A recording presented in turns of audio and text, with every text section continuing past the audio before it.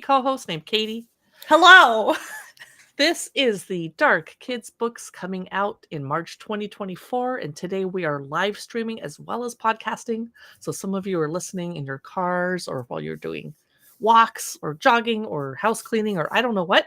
And the rest of you can watch this on YouTube and Facebook and not Instagram at Dark Side of the Library.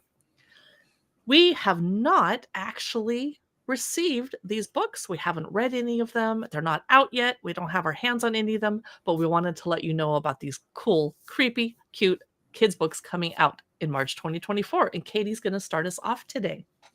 Yeah, and if you are interested in any of these books, make sure to check out our show notes on darksideofthelibrary.com because we have a ton of links there. They are affiliate links and they help the podcast keep going. So my first book of today is ChupaCarter and the Screaming Sombrero. Is that by George? Like the George Lopez?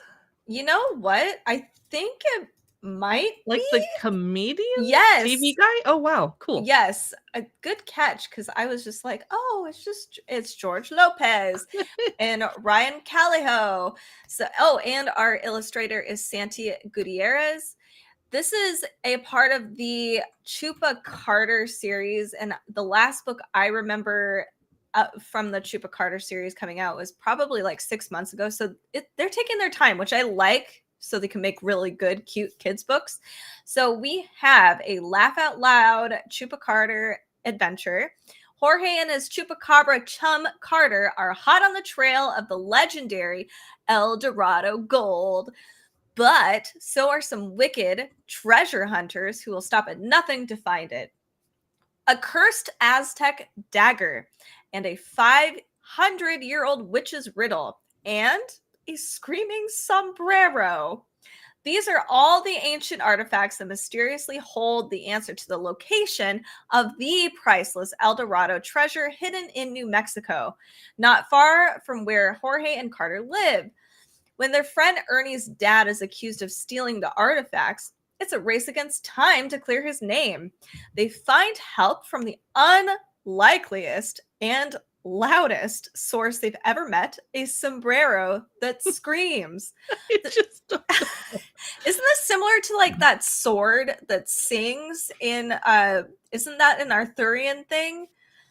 Anyway. Screaming sombreros. So together with brainy Liza, the oddball heroes discover the real culprits are a devilish ring of thieves who are after El Dorado's treasure. The pals lay a cunning trap to make the thieves confess, but they realize too late that they're the ones being trapped, and there's no one left to save them. This looks wacky and fun. I love the cover. The art is really cute. You can see the screaming sombrero on poor Jorge's head. This is ChupaCarter and the Screaming Sombrero by George Lopez. My first book today is called Evil Spy School. And if you are watching our podcast on the video, there's a QR code on the screen that you can scan if you're watching on your TV or desktop with your phone. Or if you're watching on your phone, take a screenshot. You can go to photos, click on, and go check out the book over on Amazon. So Evil Spy School, the graphic novel, is by Stuart Gibbs, and the illustrations are by Anjan Sarkar. It comes out March 5. It's for grade levels 3 to 7 or reading age 8 to 12 years. During a spy school game of Capture the Flag, 12-year-old Ben Ripley accidentally shoots a live mortar into the principal's office. Oops. Oh, boy. And as you can imagine, he immediately gets himself expelled. Not long after going back to the boring real world, Ben gets an offer to join evil crime organization Spider, and he accepts. Of course. Ben can tell he's a key part of their sinister plan, but he's not quite sure what the plan is. Can Ben figure out what Spider is up to and get word to the good guys without getting caught before it's too late? Follow Ben as he crosses over to the dark side in action-packed full-color panels. This sounds adorable. It's Evil Spy School, the graphic novel by Stuart Gibbs. My next book is Extinctopedia. discover what we have lost, what is at risk, and how we can preserve the diversity of our fragile planet. It is a picture book. It's for reading ages 9 through 12, so grade level 4 through 8. It comes out March 12th. There's a lot of really good information in here. It's a Smithsonian collaboration. We discover through the animal kingdom, past and present, and it calls on us to educate ourselves and take action to save the amazing diversity of our planet. So every living creature contributes towards the richness and beauty of our planet, and each one has a reason to exist. From, believe it or not, the giant panda. Yes, there is a purpose to the giant panda. You love pandas. I know. And everybody's like, why are they alive? And I'm like, I don't know, but I love them. That's why, because they're cute. There's also the pygmy possum. And if we lose them, it will be forever. And a lot of these species might, like, a lot of species are closer and closer and closer to extinction. And it's really scary and sad. So this book tells a very complex story, not just of those who are extinct, but those that are in great peril, with explanations of what threatens their survival. It's also a story of hope for animals who have been rediscovered, hope in the form of newly discovered animals, and hope that we might hear the warning call and act to preserve the amazing biodiversity of our fragile planet for future generations to come. There's a lot of really good stuff in here. It's not scary as far as it being like supernatural, but these are really important things. And there are many, many, many species that have gone extinct, and what that has done to our planet and what can happen to our planet. Those are scary, real thoughts, but we can have hope at the end of this tunnel here. So this is Extinctopedia. This is by Serenella Quarello, Alessio Alcini, and Margaret Greenan. My next book is called Ferris. It's by Kate DiCamillo. It comes out March 5, grade level 3 to 7, or reading age 8 to 12 years. It's from the beloved author of Because of Winn-Dixie. It's a hilarious and achingly real love story about a girl, a ghost, a grandmother, and growing up. So it's the summer before 5th grade, and for Ferris Wilkie, it's a summer of sheer pandemonium. Sounds like my summer. Her little sister, Pinky, has vowed to become an outlaw. That's a good life goal. No. Sorry, that was inappropriate. Uncle Ted has left Aunt Shirley, and to Ferris's mother's chagrin, is holed up in the Wilkie basement to paint a history of the world. And Charisse, Ferris's grandmother, has started seeing a ghost at the threshold of her room, which seems like an alarming omen given that she's also feeling unwell. But the ghost is not there to usher Charisse to the great beyond. Rather, she has other plans. Wild, impractical, illuminating plans. How can Ferris satisfy a specter with Pinky terrorizing the town, Uncle Ted sending Ferris to spy on her aunt, and her father battling an invasion of raccoons? As Charisse likes to say, every good story is a love story, and Kate DiCamillo has written one for the ages. That's Ferris, spelled Ferris, like the wheel, by Kate DiCamillo. I like the cover too. It's really cute. My next book, okay, so I had no idea that Goosebumps is on Disney Plus, the show, which is great. This is Goblin Monday. Excuse me, I showed the wrong one. I'll fix it. Oh, you're good. There. So this is a part of the House of Shivers series of books, and I love the cover. These goblins, they're scary, but some of them are covered in snow and look like little gremlins, and they're really cute, actually. So this is, of course, by R.L. Stine, comes out March 5th. Mario is spending winter break with his neighbors, Todd and Jewel, on their family vacation to Vermont. He is excited to see snow for the first time and meet his friend's beloved grandparents. I love it when friends are excited to meet your family members. I don't know why. I think it's cute. But Todd and Jewel's grandparents turn out to be a little weird. They love telling tall tales about goblins, elves, and trolls. When Mario spots a blur of green fur in the garden, he wonders if the stories could be real. He's determined to find out more, but the truth might be more dangerous than fiction. So this sounds really fun.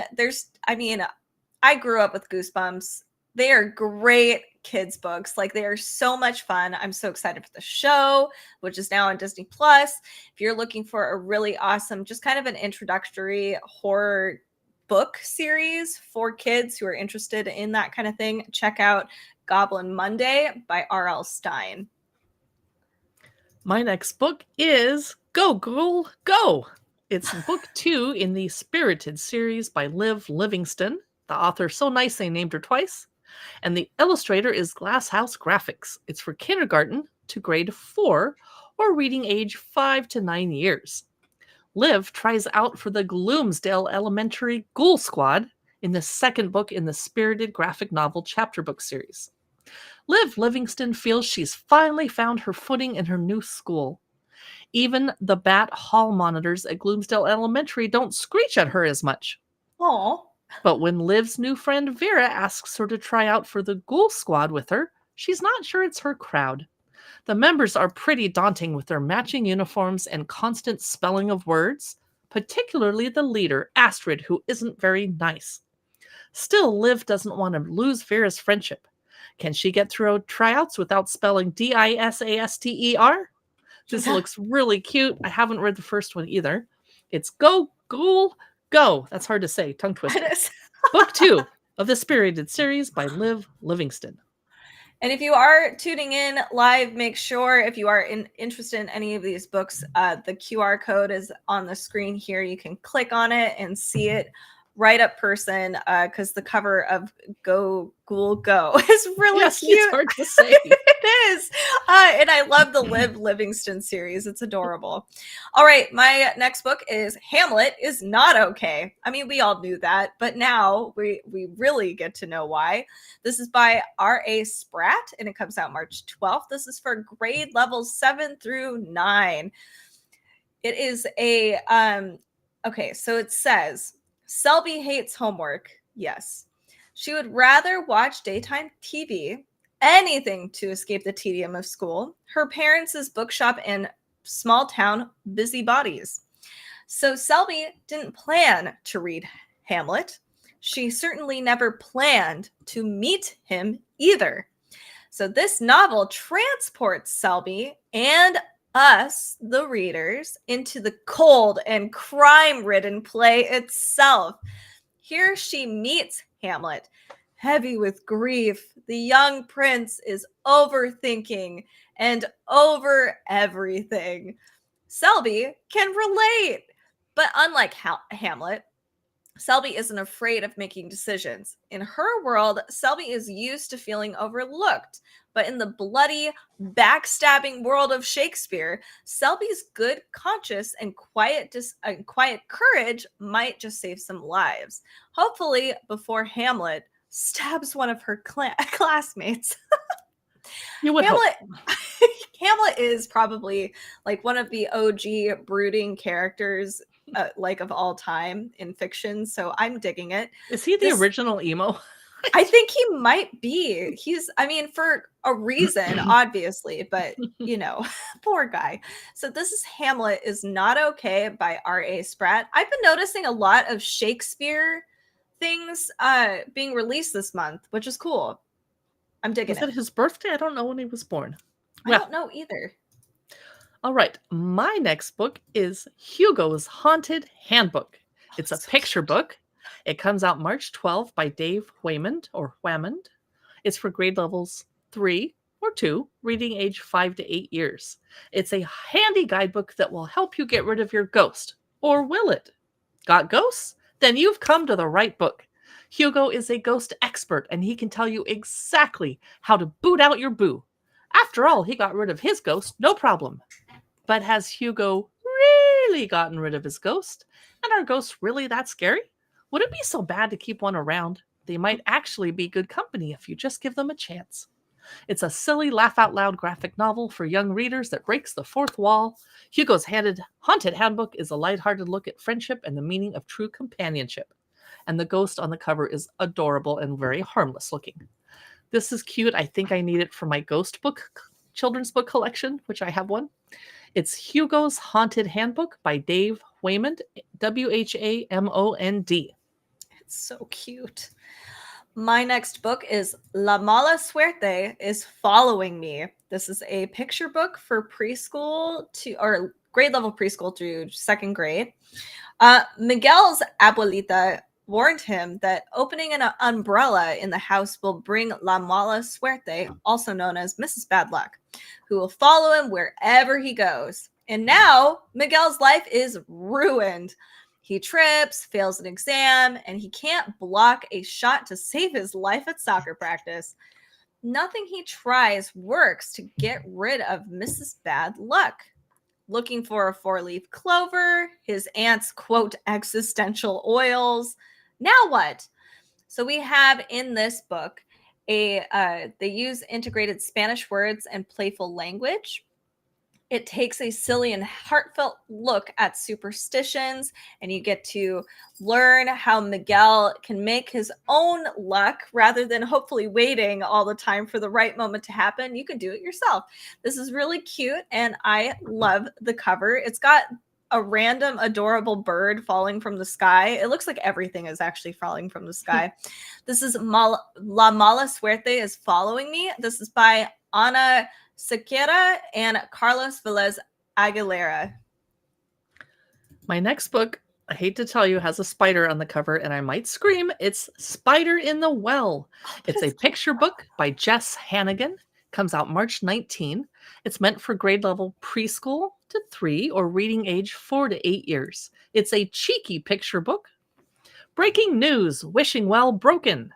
The townspeople of Bad Godesberg are up in arms. With their beloved well busted, none of their important, generous, kind-hearted wishes are coming true. Time to send that good-for-nothing newsboy to investigate, and that's all they tell us about it. So I'm going to read a little bit from it. That's what they get for not giving us more description. The townspeople, who were usually very happy, were extremely upset that their wishes weren't going to come true anymore. The baker, the shopkeeper, and the doctor were especially furious. Oh no, you poor townspeople! What did you wish for? Were they very important wishes? And then, unbelievable! The newsboy thought long and hard about what he should do. Finally, he yelled, "Justice!" and off he went. That's all I know about this book that has a spider on the cover. I admit it's kind of cute. It's Spider in the Well by Jess Hannigan. It comes out March 19. That's cute. All right, my next book is Sophie's Monster Goes to Shul.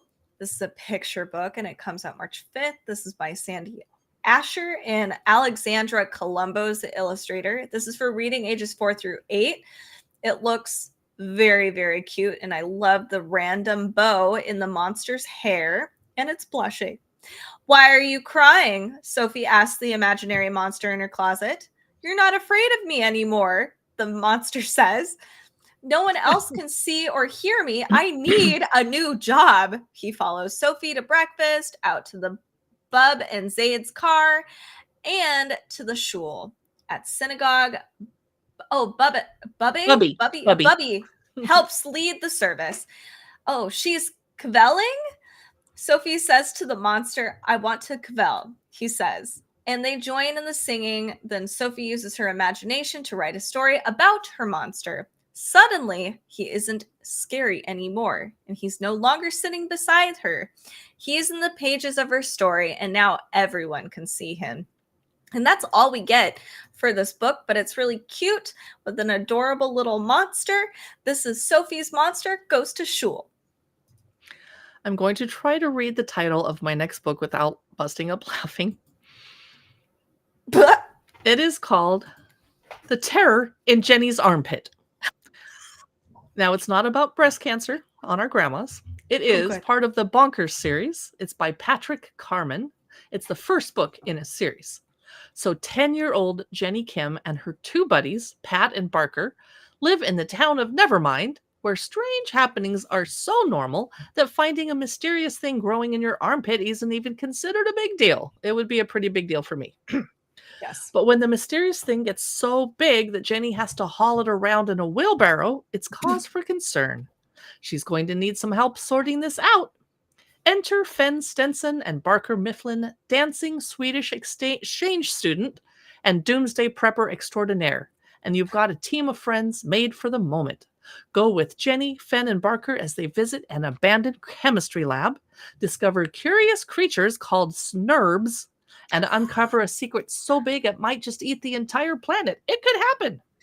This is book 1 of the Bonkers series, reading age 8 to 12 years. It's by Patrick Carman, and it's called The Terror in Jenny's Armpit. That's so adorable.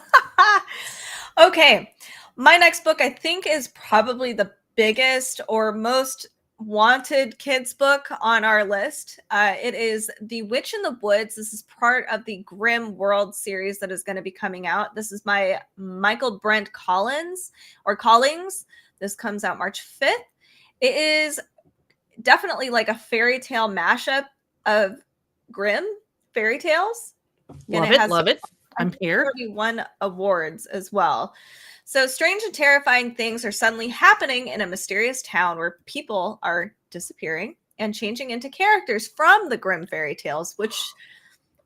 Carrie, which character do you think you would turn into? A nice one. I would probably turn into a hag. No, you wouldn't. Stop. Oh gosh, that's not true. Okay, so twins Willow and Jake Grimm are not prepared for the bizarre gadgets and scary changes in their new home of New Marburg, the location of the top secret think tank where their parents now have jobs as scientists. In this town, people jetpack to work, robots direct traffic, and senior citizens duel with laser swords. Yet, nothing compares to what happens the day after lightning strikes the twins' house. Their school building transforms around them, becoming a medieval castle, complete with a moat, drawbridge, and a dangerous giant who looks strangely like the school's overly aggressive hall monitor. Barely managing to escape before a massive beanstalk lifts the castle above the clouds, Willow and Jake learn that their ancestors, the OG Brothers Grimm, were more than storytellers. They were Grimm walkers, able to travel from our universe to Grimm World, the universe where all fairy tales are born. Somehow, Willow and Jake have been transported to Grimm World as well. But before the twins can figure out how to get back to their own universe, they discover that their best friends, Hank and Pearl, have morphed into the fairy tale characters Hansel and Gretel and have been captured by the candy-obsessed witch deep in the cursed forest. It's me. I transformed into her. I admit it. Do you like candy that much, though? No, I like eating children. You get the children with the candy. The candy is how you get your dinner. You're right. Okay. Sorry. We have so it says now they are aided by a mysterious wizard with shimmering golden eyes and a befuddled talking naked mole rat named Chet.